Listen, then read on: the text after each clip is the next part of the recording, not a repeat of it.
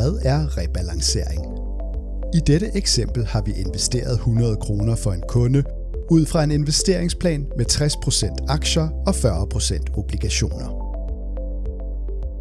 I takt med, at markedet udvikler sig, ser vi, at både aktierne og obligationerne er steget i værdi. Men bemærk, at aktierne er steget mere end obligationerne. Derfor udgør aktierne nu en større andel af kundens portefølje end de 60%, som investeringsplanen lagde op til.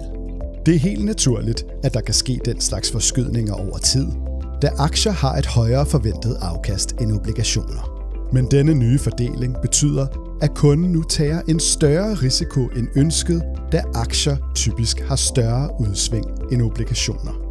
For at rette op på det, laver vi en rebalancering. I dette eksempel sælger vi en del af aktierne og bruger pengene til at købe flere obligationer. På den måde sikrer vi, at porteføljen igen har den korrekte fordeling, som er fastlagt i kundens investeringsplan.